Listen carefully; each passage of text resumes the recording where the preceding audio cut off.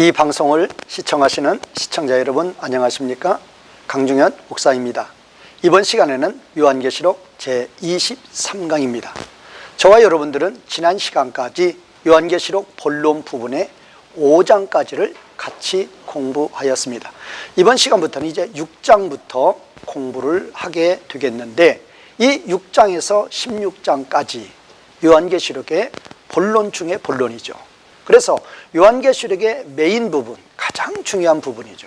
그래서 우리가 이 6장에서 16장까지를 어떻게 이해하느냐에 따라서 요한계시록의 어떠한 이해는 완전히 갈라지게 되는 거죠.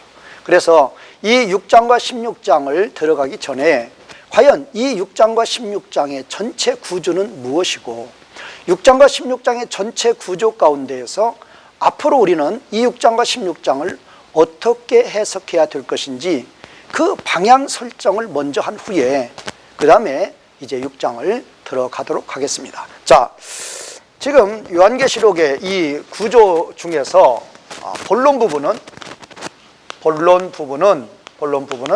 4장에서 16장까지를 본론 부분으로 봤습니다. 4장의 16장. 그러면 이 4장의 16장을 지금 이 4장은 장명이 아버지 보좌다. 아버지 보좌. 그 다음에 이제 이 5장은 장명이 어린 양 예수 그리스도. 어린 양이다. 어린 양. 그 다음에 이제 이 6장에서 16장은 심판과 구원이다. 심판과 구원. 이렇게 이제 이 본론을 세 파트로 나눌 수가 있습니다. 자, 4장은 아버지 보좌. 4장 아버지 보좌. 그 다음에 5장은 어린 양.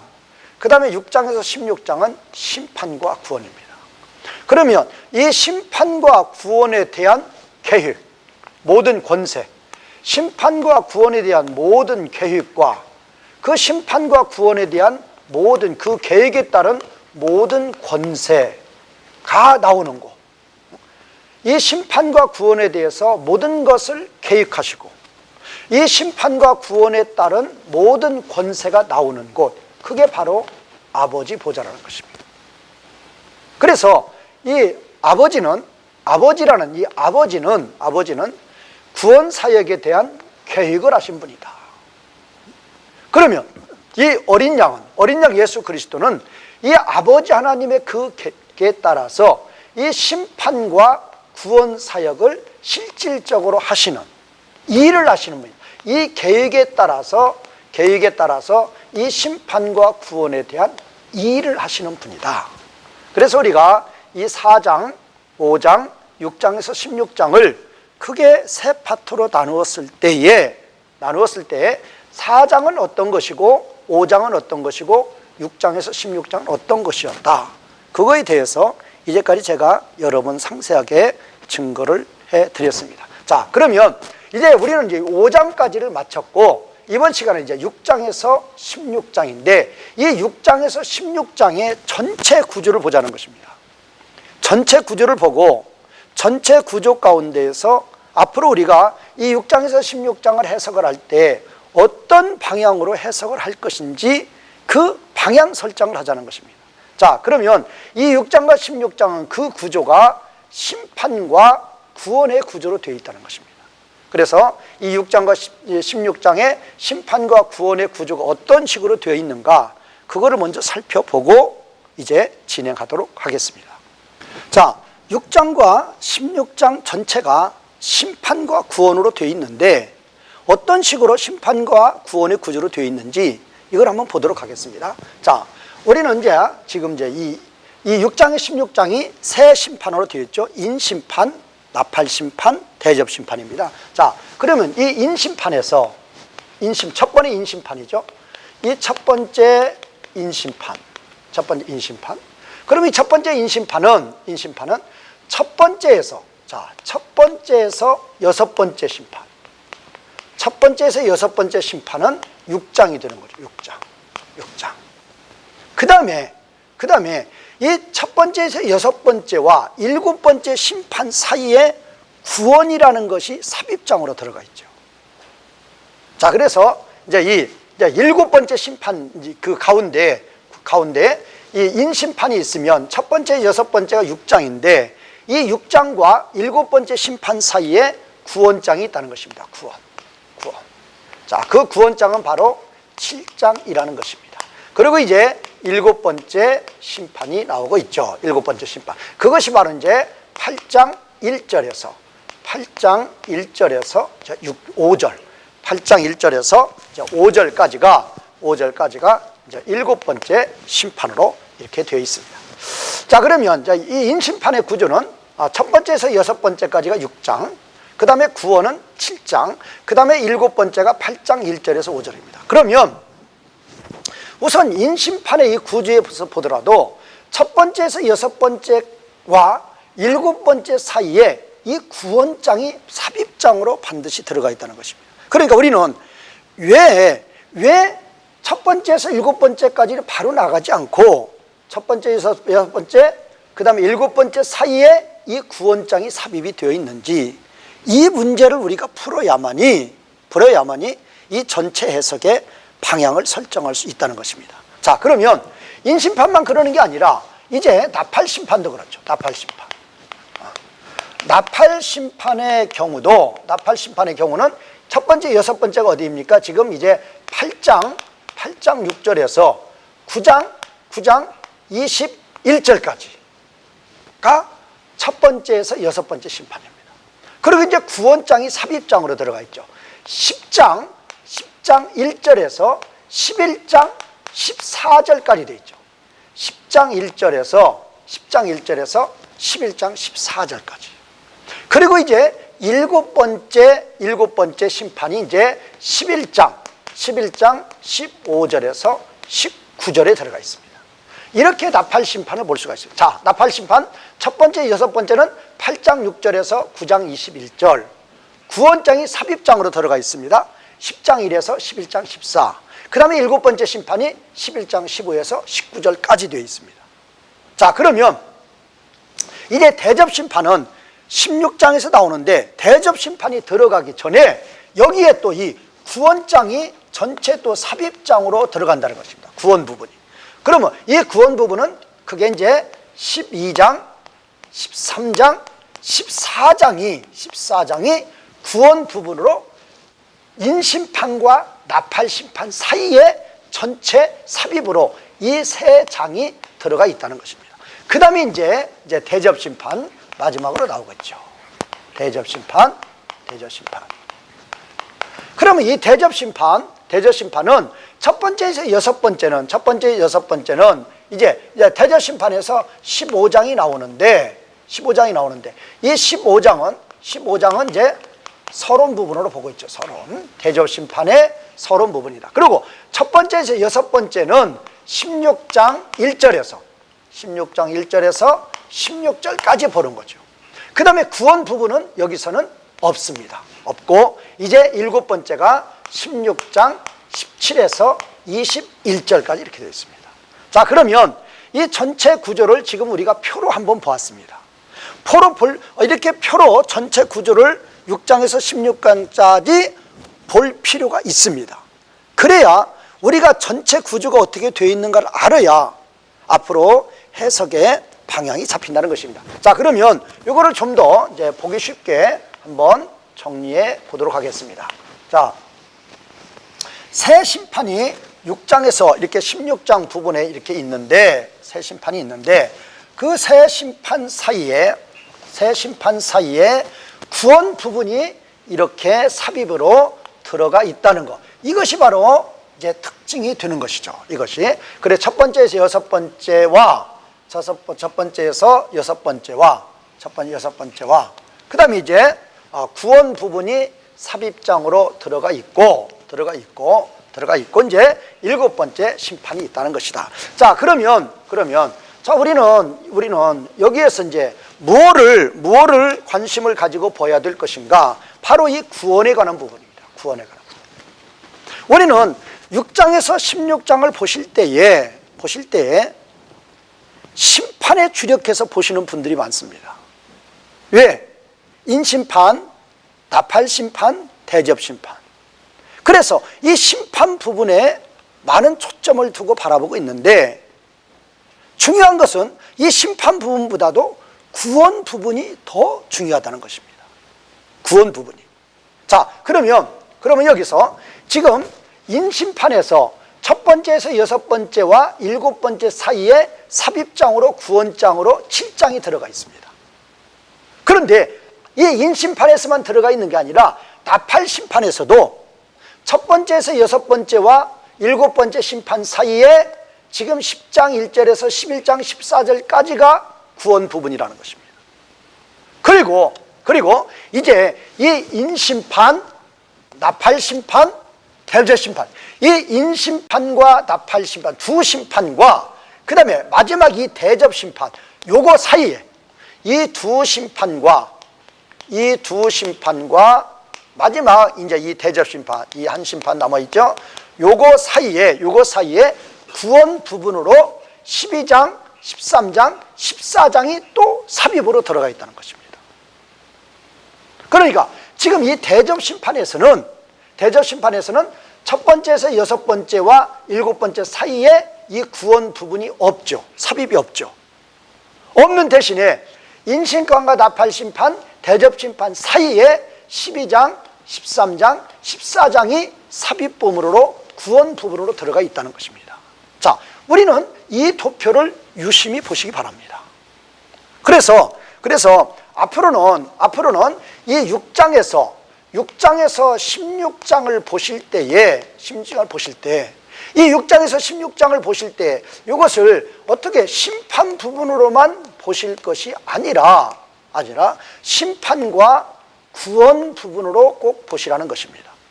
자, 인심판에서도 첫 번째, 여섯 번째와 일곱 번째 사이에 분명히 구원이 삽입장으로 7장이 들어가 있습니다.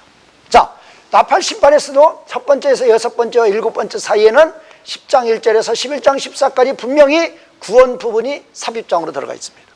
그리고 인과 나팔, 그 다음에 대접심판 사이에 이 두 심판과 나머지 한 심판 사이에 분명히 구원장으로 12, 13, 14장이 들어가 있다는 것입니다.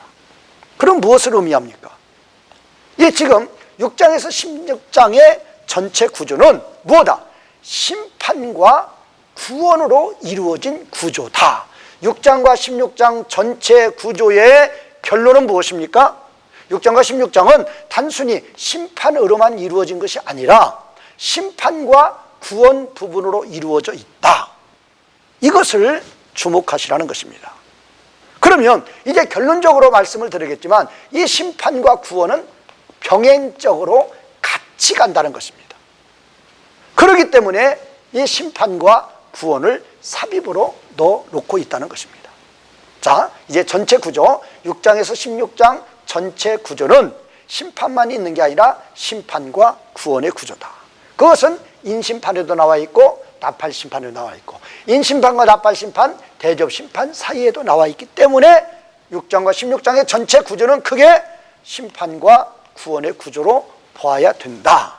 이것까지 제가 말씀을 드리겠습니다.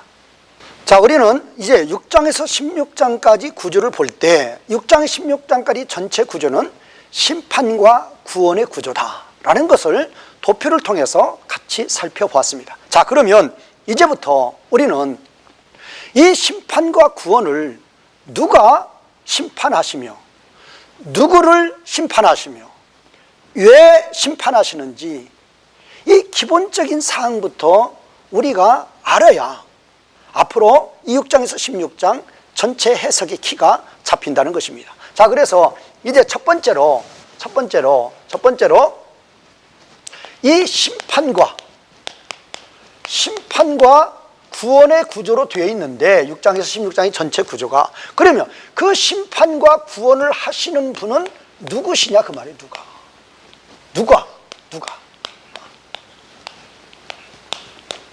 누가 그 심판과 그 구원 사역을 하시느냐? 누가? 자, 이거에 대해서 여러 번 제가 말씀을 드렸죠. 자, 아버지 하나님이 있고 아버지 하나님은 이 심판과 구원에 대한 계획자다. 자, 하나님 나라의 구원 사역에 대한 계획자다. 그러면 그 계획에 대해서 아들 하나님, 자, 예수 그리스도죠. 이 예수 그리스도는 아버지 하나님의 그 구원 계획에 대해서 구체적으로 일을 하시는 분이다. 그래서 아버지 하나님은 플랜이고 아버지 하나님은 워크다. 이렇게 보는 거죠. 자, 6장에서 16장의 구조가 뭐라고요? 심판과 구원입니다. 그러면 그 심판과 구원을 행하시는 분이 누구냐 그 말이에요. 이거 중요한 거예요. 누구냐?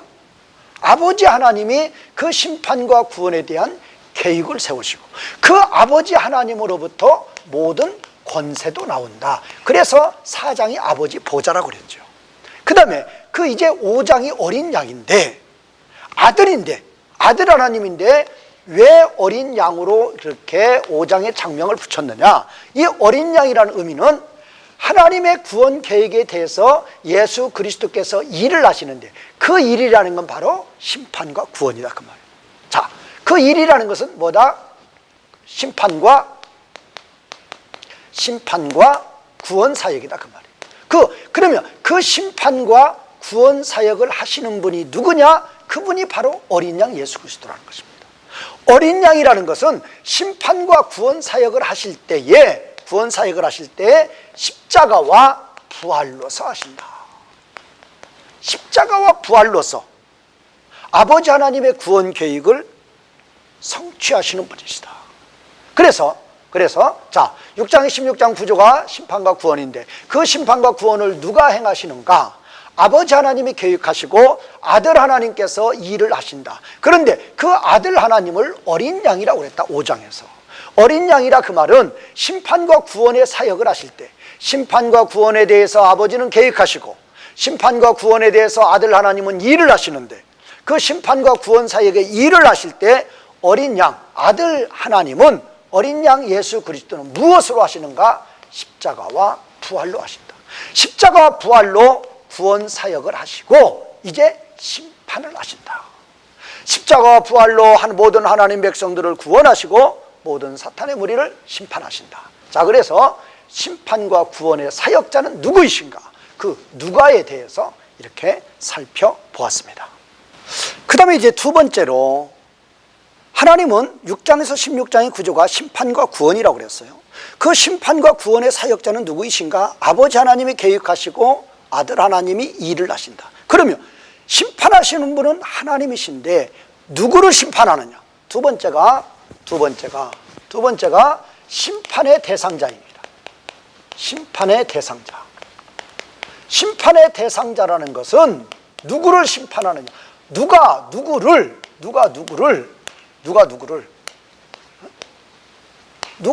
해요?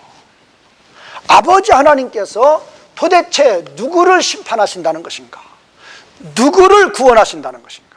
자, 그러면 우리는 첫 번째부터 우선 자, 심판, 구원이라고 그랬죠. 전체 구조가 심판과 구원이니까 심판과 구원의 대상자.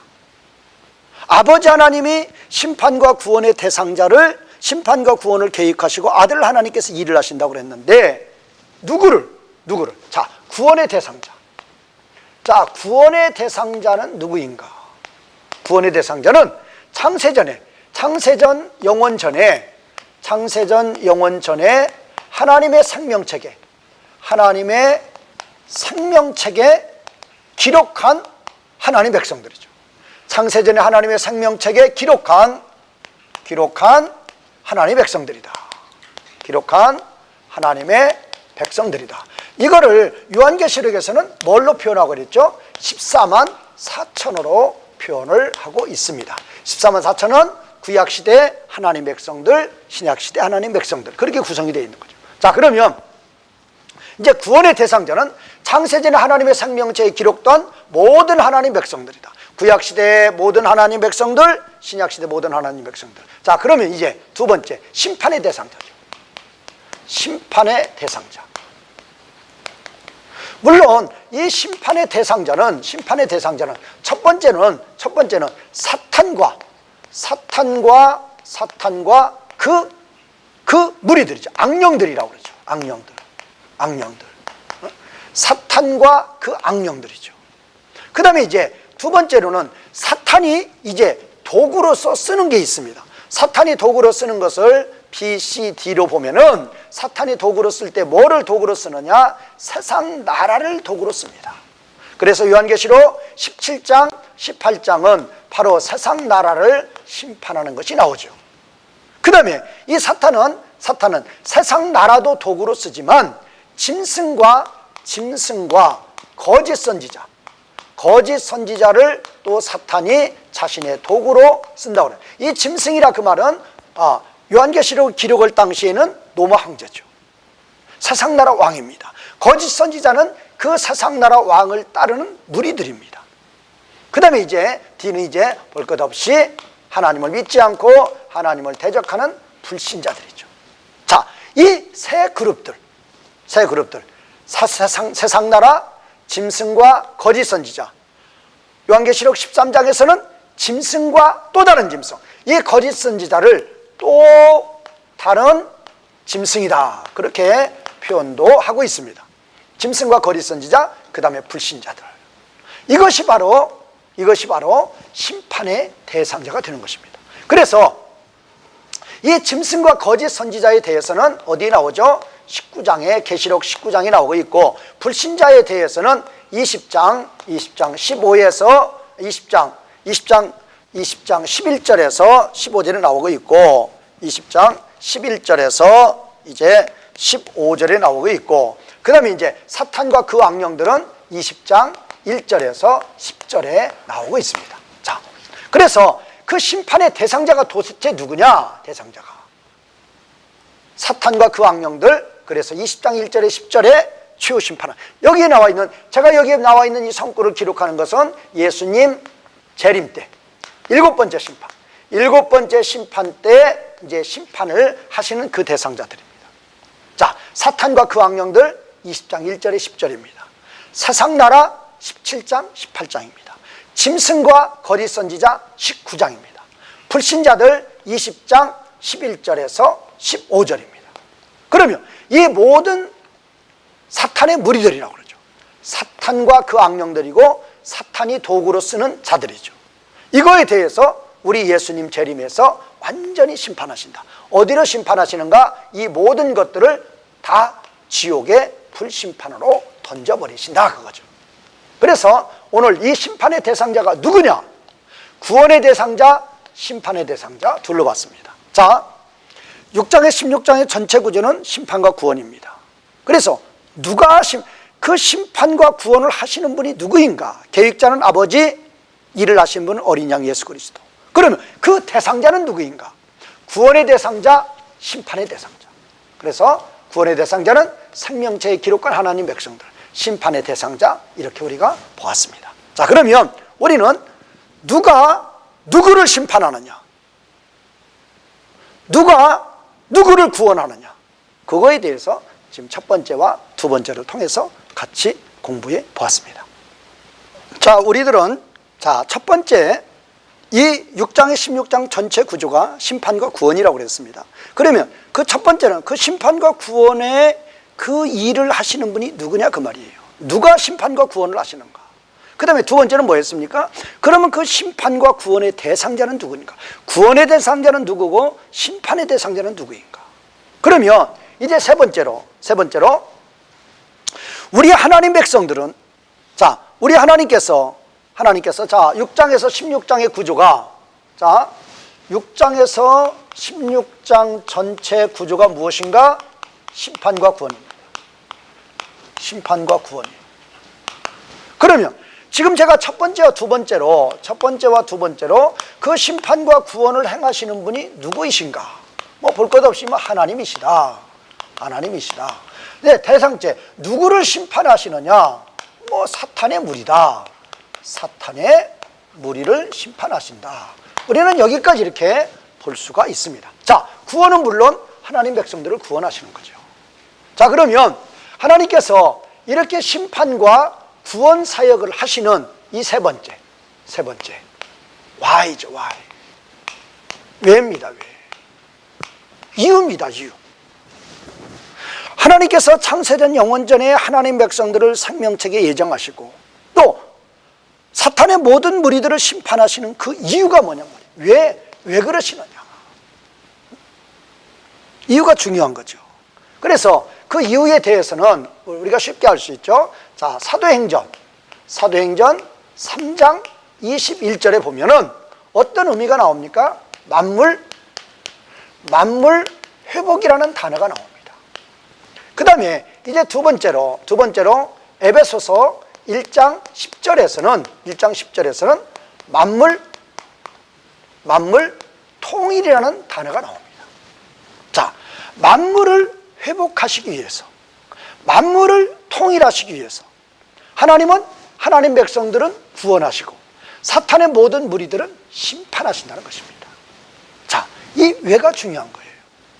자, 우리 하나님은 심판과 구원에 대해서 하나님 백성들을 창세전에 그리스도 안에서 예정하시고 모든 사탄의 무리들을 다 심판하십니다. 자, 그러면 하나님이 누구를? 모든 사탄의 무리를, 또 하나님 백성들은 사탄의 무리는 심판하는 것이고 하나님 백성들은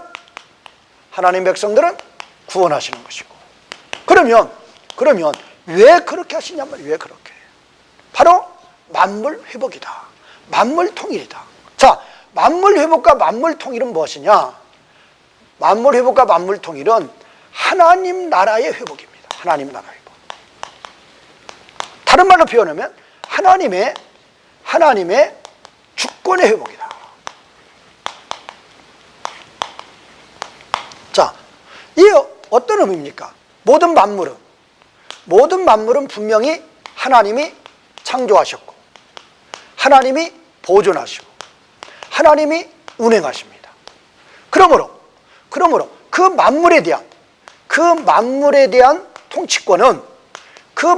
대한 통치권은 반드시 하나님께 있어야 됩니다. 그런데 아담 범죄 이후에 창세기 3장 1절에서 6절에 아담 범죄 이후에 사탄이 세상나라 왕이 되죠. 이 세상의 통치자가 됩니다. 통치자. 세상의 통치자가 되었다 그 말은 마땅히 하나님이 만물에 대한 통치권을 행사하시면서 하나님이 영광 받으셔야 되는데 사탄이 세상나라 통치자가 되어서 세상 가운데에서 온 땅 가운데에서 하나님의 영광을 가로채고 있다 그 말이에요. 사탄이. 그러니까 이 사탄의 무리를 심판해서 하나님의 주권을 회복하는 거 마땅하다 그 말이에요. 그래서 우리는 우리 하나님은 왜 하나님의 백성들은 구원하시고 사탄의 무리는 심판하시는가? 그 이유, 만물 회복이고 만물 통일이다. 자, 모든 만물은 하나님의 것이다. 그러므로 하나님이 모든 만물을 통해서 영광을 받으셔야 되는데 아담의 범죄 이후에 사탄이 그 만물에 대한 통치권을 뺏어갔죠. 자, 요한복음 12장 31절에 보면 사탄이 세상나라 통치권을 뺏어가는 거죠. 세상나라의 통치자가 되는 거죠. 그래서 하나님의 영광을 가로채고 있습니다. 그러니까 이거에 대해서는 속히 회복이 되어야죠. 그것이 만물 회복입니다. 그것이 만물 통일입니다. 만물이 온전히 하나님께 영광을 돌린다. 모든 만물에 대한 주권이 회복이 된다. 그런 의미입니다. 자, 그러면 우리는 지금 만물을 회복하고 만물을 통일시키는데 그 이유에 대해서 제가 말씀을 드렸는데 이제 다음번에는 그 순서에 대해서 하나님께서 만물을 회복하신 의미가 무엇인지 그 의미에 대해서 순서에 대해서 살펴보도록 하겠습니다. 이제 네 번째로 만물을 회복하신다는 의미가 뭔가? 만물을 회복하실 때 하나님은 어떤 순서에 의해서 회복을 하시는 것인가? 그거에 대해서 이제 살펴보도록 하겠습니다. 자, 네 번째로 하나님이 이렇게 만물을 회복시키시는데 이 만물을 통일시키신다고 그러는데 이거에 대한 의미가 뭐냐 그 말이에요. 어떤 순서로 하시느냐 그 말이에요. 이거에 대한 의미가 뭐고 어떤 순서로 만물이 회복이 되고 통일이 되느냐. 자, 우리는 이 만물의 개념을 볼 때, 자, 이게 지금 온 세상입니다. 온 땅입니다. 이거는 뭐 온 세상, 뭐 온 땅, 그렇게 봐도 되죠. 그러면 여기에는 지금 뭐가 있습니까? 여기에는 크게 보면 하나님의 백성들이 있습니다. 하나님의 창세전에 예정된 하나님 백성들이 있습니다. 그 다음에 또 뭐가 있습니까? 또 하나님을 대적하는 불신자들이 있습니다. 불신자. 뭐 사탄의 무리. 그 다음에 이제 또 뭐가 있습니까? 피조물이 있습니다.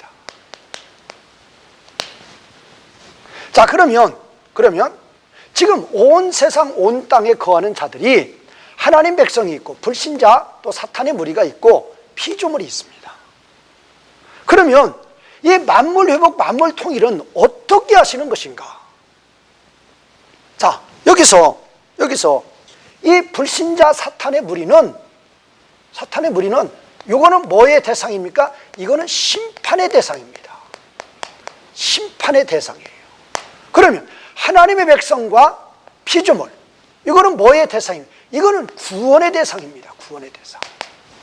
그러니까 우리가 만물 가운데에서 심판의 대상이 뭐고 구원의 대상이 뭐고, 이 구원의 대상이 뭐고를 우리가 먼저 분별할 필요가 있습니다. 자, 이 피조물의 구원에 대해서는 로마서 8장 19에서 22절에 보면 자세히 나와 있죠. 자, 그러면 이 피조물들은 하나님의 자녀들이 구원이 완성이 됩니다. 언제 되죠? 예수님 재림 때죠. 그때가 되면 이 모든 피조물들은 자동적으로 회복이 된다고 그랬어요. 그러니까 이 모든 피조물들은 하나님의 백성들의 구원 사역만 끝나면은 모든 피조물들은 자동적으로 구원을 받습니다. 자, 그러면 이제 이 모든 피조물들은 그러니까 하나님 백성에 속해 있다고 보면 되는 거예요. 하나님 백성이 구원 사역이 완성이 되는 그날에 모든 피조물들도 회복이 되니까 여기에 포함되어 있다고 보면 되는 거예요. 자, 그러면 이제 두 가지만 보면 되는 거죠. 하나님 백성들은 구원의 대상이고 불신자 사탄의 무리는 심판의 대상인데 순서가 뭐냔 말이에요. 순서가. 자, 우리는 이 순서를 보실 때 구원이 먼저고, 구원. 그 다음에 이제 심판이 나중이다. 그렇게 보시면 돼요. 자, 그러면 이 구원 사역은 하나님 백성들의 구원 사역은 14만 4천이죠. 자, 하나님 백성들의 구원 사역은 14만 4천인데 이 14만 4천의 모든 하나님의 백성들이 다 구원되는 그날, 이 사탄의 모든 무리에 대해서, 사탄의 모든 무리는 네 그룹이라고 그랬어요. 사탄과 그 악령들, 그 다음에 세상 나라, 그 다음에 짐승과 거짓 선지자, 그 다음에 불신자. 이 네 그룹의 사탄의 무리들이죠. 네 그룹의 이 사탄의 무리들을 하나님 백성들의 구원 사역이 완전히 끝나는 그날에 이 사탄의 무리에 대한 심판이 내려오는 거죠. 이때가 오는지, 이때를 가르쳐서 일곱 번째 심판이라고 그러죠. 일곱 번째 인심판, 일곱 번째 나팔심판, 일곱 번째 대접심판이죠. 그 인심판, 나팔심판, 대접심판은 하나예요. 뭐 세 심판이 따로따로 있는 게 아니고 각각의 다른 관점에서 보는 거죠. 병행적이고 같은 기간에 일어나는 거죠. 자, 그러면 이 하나님 백성들, 그러니까 우리는 이 구원과 심판세, 만물 회복이 뭔가? 만물 회복, 피조물은 하나님 백성이 포함되어 있어요. 그러면 하나님 백성과 피조물은 구원의 대상이고 불신자 사탄의 무리는 심판의 대상입니다. 자, 그러면 뭐가 우선이냐 그 말이에요. 하나님 백성들 구원 사역이 우선입니다. 그러면 이 하나님 백성들 구원 사역에서 첫 번째에서 여섯 번째 심판이 여기에 포함이 되어 있는 거죠. 하나님 백성들 14만 4천을 구원하는데 사탄의 무리들이 대적하고 방해할 때 그 사탄의 무리들을 심판하는 거, 그게 바로 첫 번째, 여섯 번째. 그러니까 이 첫 번째에서 여섯 번째 심판은 하나님 백성들을 구원하는데 필요한 심판이다, 그렇게 보시면 돼요. 그러면 이 사탄의 무리들을 완전히 멸하는 심판은 언제냐? 그때는 일곱 번째 심판. 일곱 번째 심판이 무엇입니까? 예수님 재림 심판이에요. 예수님 재림 심판. 그러면 예수님 재림 심판 때 이 사탄의 무리가 네 그룹이라고 그랬죠. 첫 번째가 뭐예요? 세상나라. 세상나라. 두 번째가 뭐죠? 짐승과 거짓 선지자. 짐승과 거짓 선지자. 그 다음에 세 번째가 뭐예요? 세 번째가 사탄. 사탄과 악령. 악령. 그 다음에 네 번째가 불신자. 이 네 그룹들이, 네 그룹들. 이 네 그룹이 사탄의 무리인데 이 무리들을 완전히 심판하시는데, 자, 일곱 번째 심판 때 심판하는 거죠. 그게 바로 예수님의 재림 심판이죠. 그러면 이 일곱 번째 심판 때 이들을 완전히 지옥에 던지시는데, 이 지옥에 던지시는 그때가 언제냐 그 말이에요. 하나님 백성들을 다 구원했을 이때 예수님 재림하셔서 이들을 심판하시는 거죠. 그러니까 이 14만 4천 이 구원 사역, 아니면 이 만물 회복, 만물 통일에 대해서, 만물 회복, 만물 통일에 대해서 지금 이제 계시록 7장 1에서 3절에 보면 지금 온 세상을 지금 네 천사가 포위하고 있어요. 이 네 천사는 뭐냐? 하나님의 명령이 떨어지면 온 세상의 이 사탄의 무리들을 당장에 지옥에 던질 이 네 천사들. 하나님이 지금이라도 이 네 천사에게 명령만 하시면 얼마든지 이 사탄의 무리를 다 던질 수 있습니다. 지옥에 던질 수 있어요. 그런데 왜 하나님은 왜 안 하시느냐? 바로 이 구원 사역이 끝나야 된단 말이에요. 그래서 7장 3절에서 하나님이 이 네 천사에게 뭐를 보내죠? 다른 천사를 보내가지고 이 하나님 백성들의 이마에 인치는 사역, 모든 하나님 백성들을 구원하시는 그 구원 사역을 마치기 전에는 이들을 심판하면 안 된다고 그랬어요. 왜? 곡식을 뽑다가, 가라지를 뽑다가 뭐까지 다친다? 곡식까지 뽑는다. 알곡까지 뽑게 된다 그 말이에요. 그렇기 때문에 모든 하나님 백성들을 다 구원하신 후에 그 다음에 이 사탄의 무리에 대한 심판이 예수님 재림 심판으로 내려오는 것이다. 자, 그러니까 우리는 이 6장에서 16장이 심판과 구원 사역인데, 이 심판과 구원 사역에서 우리는 심판만 강조할 게 아니라 그 말이에요. 오히려 이 구원 사역이 더 강조가 되는 거예요. 왜? 하나님이 이 지금 네 천사를 지금 온 세상 온 땅에 지금 하나님이 포위해 놨는데 언제든지 명령만 내리면 이 무리들 다 심판할 수 있어요. 그런데 왜 그 가라지를 뽑아내지 않느냐? 하나님 백성들을 구원하시는 구원 사역이 다 마쳐야, 다 끝나야 그때 이 사탄의 무리들을 심판하신다 그 말이에요. 그러니까 6장에 16장 심판과 구원 사역이 있어서 우선순위는 뭐냐? 바로 하나님 백성들 구원이라 그 말이에요. 이 하나님 백성들을 구원하는 이 구원 사역에 사탄의 무리가 대적하고 방해할 때 그때 내려지는 심판이 첫 번째에서 여섯 번째 심판이고, 실질적으로 사탄의 무리들을 지옥에 던지는 그 실질적인 심판은 모든 하나님 백성들을 다 구원하신 후에 예수님 재림하셔서 이 네 천사를 통해서 완전히 지옥에 던지시는 것이다. 이렇게 이해를 하시는 것이 바른 이해라는 것입니다. 자, 이제는 다섯 번째로 심판의 종류는 어떤 의미가 있는 것인가? 이 다섯 번째 심판의 종류에 대해서 이렇게 알아보도록 하겠습니다. 자, 우리는 지금 기록된 거에는 지금 6장하고 이제 8장 1절에서 5절, 이게 바로 이제 인심판이죠. 인심판. 그 다음에 이제 8장 6에서 9장 21절, 그 다음에 이제 11장 15에서 19절, 이제 나팔심판 있죠. 나팔심판. 그 다음에 이제 15장은 대접심판의 서론이고, 이제 16장이 이것이 이제 대접심판이 되는 거죠. 대접심판. 그래서 이렇게 성경에는 6장 또 8장 1절에서 5절 인심판, 8장 6절에서 9장 21절, 11장 15에 19 나팔심판, 그 다음에 15장 서론, 16장 1절에서 21절까지 대접심판, 이렇게 기록이 되어 있어요. 그래서 우리는 이제 심판의 종류하면 인심판, 나팔심판, 대접심판, 이렇게 알고 있습니다. 그러나 우리는 이 심판이 어떤 성격의 심판인가를 아셔야 돼요. 어떤 분들은 인심판 마치고 그 다음에 나팔심판, 나팔심판 마치고 그 다음에 대접심판, 절대로 이렇게 역사적으로 일어난 심판이 아니에요. 그러면 이 심판은 어떤 의미가 있는가? 그래서 제가 심판의 종류를 알아보자는 거예요.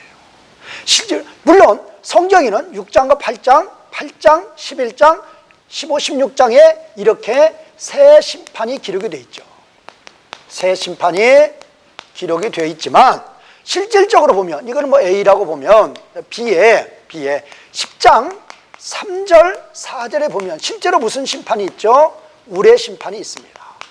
우레 심판이 있는데 이 우레 심판은 뭐 했죠? 기록하지 말라. 하나님이 천사가 명령하는 거예요. 기록하지 말라. 기록 안 한 거예요. 실질적으로는 인심판, 나팔심판, 대접심판, 우레심판, 네 종류의 심판이 있다 그 말이에요.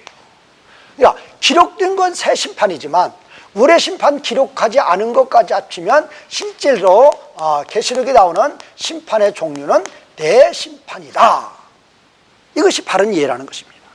자, 그러면 왜 기록되지 않은 것 같이 아는 것까지 의미를 생각하려고 그러느냐, 그게 중요한 거죠. 자, 그러면 이 네 심판의 의미가 뭐예요? 이거를 우리가 알아야 인심판과 나팔심판과 대접심판이 무엇이라는 걸 우리가 이해를 할 수가 있는 거예요.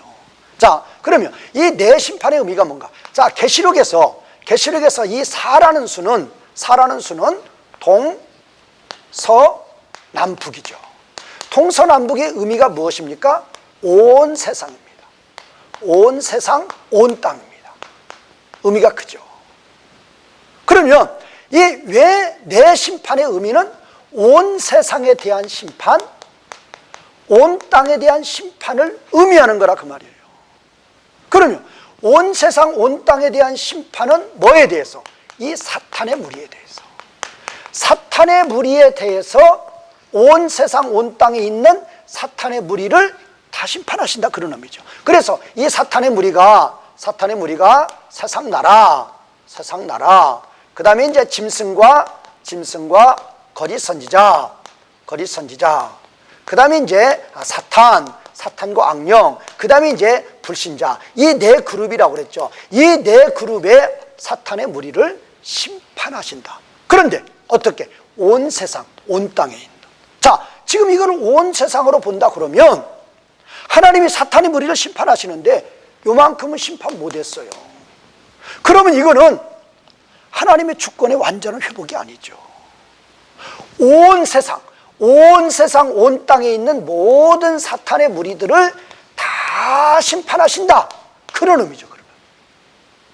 그러니까 이 지금 심판의 종류가 세 종류가 기록이 되고 한 종류의 심판은 기록이 되지 않아서 네 심판인데, 네 심판에 대한 의미가 뭐냐? 온 땅, 온 세상에 있는 사탄의 무리들을 다 심판하신다, 그런 의미라 그 말이에요.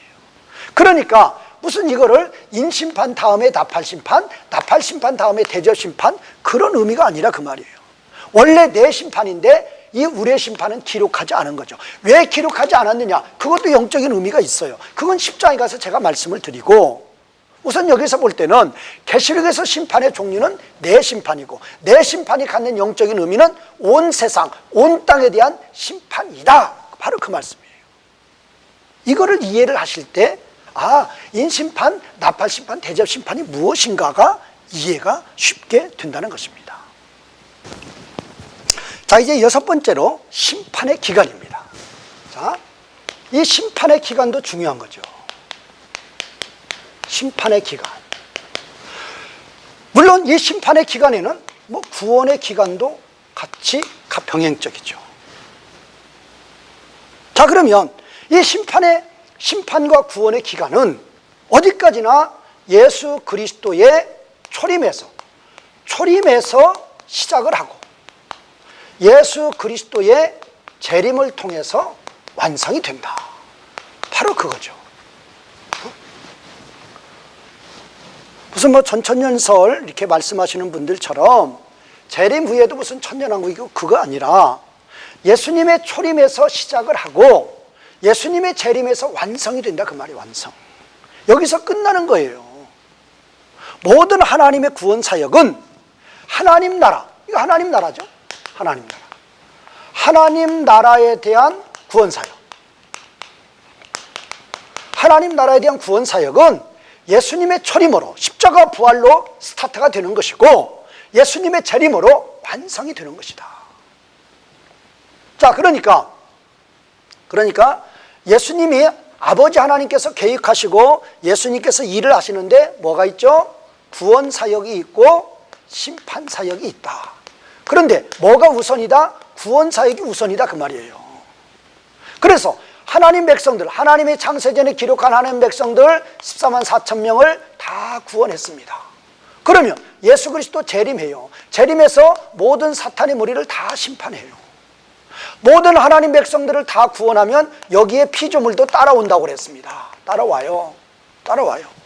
예수 그리스도 재림해서 모든 사탄의 무리들을 심판했어요. 그러면 하나님의 주권은 완전히 회복이 된 거라 그 말이에요. 이것이 무엇입니까? 이것이 바로 새하늘과 새 땅이라 그 말입니다. 더 이상 더 이상 갈 게 없는 거예요. 자, 그러면 심판의 기간은 예수 그리스도의 초림으로 시작을 하고 재림으로 완성이 된다고 그러는데 근거가 어디가 있습니까? 근거. 인심판 같은 데 보면은 인심판 같은 데 보면은 자, 6장 1절에서 2절 같은 데 보세요. 자, 어린 양이 첫 번째 인을 떼시는 거예요. 어린 양이 인을 떼십니다. 첫 번째 인을. 어린 양이 뭐예요? 예수 그리스도의 십자가 부활이에요. 예수 그리스도의 초림으로 시작이 되는 거예요. 어린 양이 인을 떼는 거예요. 첫 번째 인을 떼시는 거란 말이에요. 그리고 7번째 예수님 재림이 뭐예요? 7번째 나팔이 불 때. 자, 이거는 이제 스타트고 이건 시작이고 완성의 개념 같은 데 뭐예요? 완성의 개념 같은 때는 계시록 11장 15절 같은 데 보면은 뭐가 나옵니까? 세상 나라가 이제 완전히 하나님의 나라로 되는 거죠. 하나님의 주권이 완전히 회복이 되는 거죠. 어느 때? 7번째 나팔을 불 때. 7번째 심판을 통해서 하나님 나라가 완전히 회복이 되는 거예요. 재림으로 완성이 된다 그 말이에요. 저는 그래서 우리는 예수님의 심판의 기간은 초림에서 시작을 하는 것이고 재림에서 완성을 하시는데 뭐가 우선이다? 구원 사역이 우선이다 그 말이에요. 14만 4천을 구원하시는데 사탄의 무리들이 대적합니다. 그 사탄의 무리를 심판한 그게 첫 번째에서 여섯 번째 심판이란 말이에요. 이거는 첫 번째에서 여섯 번째 이 심판은 여기 심판은 뭐가 있어요? 인심판도 있고 나팔 심판도 있고 대접 심판도 여기에 포함되어 있는 거죠. 여기 다 포함되어 있는 거죠. 그러면 그 심판은 하나님 백성들을 구원하는데 대적하고 방해하는 무리들에 대해서 심판하시는 거란 말이에요. 실질적으로 사탄의 무리에 대한 실질적인 심판은 뭐냐? 재림 심판이란 말이에요. 이때 다 지우겠다. 이때 실질적인 심판이란 말이에요. 그래서 예수님의 초림으로 어린 양이 인을 때는 예수님의 초림으로 시작을 하고 이제 세상 나라가 하나님 나라로 완전히 바뀌는 거 7번째 나팔을 불 때 7번째 심판을 할 때 이제 하나님의 나라는 완전히 완성이 돼. 세상 나라가 완전히 하나님의 나라가 되는 것이다 라는 것을 우리는 알 수가 있는 것입니다. 자, 이제 마지막으로 심판의 성격에 대해서 한번 보도록 하겠습니다. 마지막 7번째로 이제 심판은 어떤 성격이 있는 것인가. 자, 우리는 이 심판의 성격에 대해서 보실 때, 우리는 인심판이 맨 먼저 나와 있고, 그 다음에 이제 나팔 심판이 나와 있고, 그 다음에 이제 대접 심판이 나와 있습니다. 그러면 이 인심판, 나팔 심판, 대접 심판이 기록은 인심판은 6장에서 8장, 나팔 심판은 이제 8장에서 11장, 대접심판은 15장, 16장 이렇게 기록이 되어 있을지라도 이건 기록된 순서라 그 말이에요. 어떻게 역사적으로 인심판이 끝나고 나팔심판 끝나고 그 다음에 대접심판이 있다, 그런 의미가 아니라 그 말이에요. 이 세 가지 심판은, 자, 이 세 심판은 그 성격이 병행적이다. 언제? 예수님의 초림에서 시작을 하고, 예수님의 초림에서 시작을 하는 거죠. 그리고 이제 예수님의 재림에서 완성이 되는 거죠. 완성. 초림에서 시작하고 재림에서 완성이 되는데 그 세 심판이 초림에서 재림까지 같이 간단 말이에요. 같이 간다. 인심판도 여기서 출발하고, 나팔심판도 여기서 출발하고, 대접심판도 여기서 출발해서 재림까지 같이 가는 병행적인 심판이다 그 말이에요. 이 부분이 인심판이고 이 부분이 나팔심판, 이 부분이 대접심판, 그것이 아니라 그 말이에요. 새 심판은 병행적으로 가는 그런 심판이다. 자, 그러면 예수님의 초림과 재림 사이, 병행적인데 언제 사이? 초림에서 재림 사이에 일어나는 심판이란 말이에요. 인심판도 초림에서 재림, 나팔심판도 초림에서 재림, 대접심판도 초림에서 재림, 이 기간 내에 일어나는 심판인데, 병행적으로 일어나는 심판인데 다른 관점으로 봤을 뿐이다. 병행적으로 초림에서 재림 기간에 일어나는 심판인데 다른 관점으로 보았을 뿐이다 그 말이에요. 이제 이 문제에 대해서는 이제 다음 시간에 제가 전체 도표를 가지고 이 심판의 성격이 어떤 의미인가는 제가 더 자세히 할 거니까 그때 인심판과 나팔심판, 대접심판이 어떤 성격을 가지고 있는가 우리가 자세히 더 공부할 수 있습니다. 자, 그러면 이번 시간에는 이 세 심판은 역사적으로 이렇게 순서적으로 일어나는 심판이 아니라 예수님의 초림에서 재림 사이에 병행적으로 일어나는 심판이다. 그거를 다른 관점으로 보았을 뿐이다 그 말이에요. 그 다음에 이제 또 순서가, 이건 6장, 8장, 이건 8장, 11장, 15장, 16장이기 때문에 순서가 이렇게 인심판이 제일 먼저, 나팔심판, 그 다음에 대접심판, 이 순서대로 기록이 되기 때문에 여기에 일어나는 심판들을 보면은 점진적으로 기록이 되어 있다. 점진적으로. 그래서 인심판 때에는 얼마를 심판하죠? 4분의 1을 심판하죠. 나팔심판 때에는 얼마를 심판하죠? 3분의 1을 심판하죠. 대접심판 때에는 모든 바다에 있는 모든 생물들을 심판하죠. 그러면 이때는 4분의 1, 이때는 3분의 1, 이때는 모든, 이게 뭐냐? 이게 바로 점진적.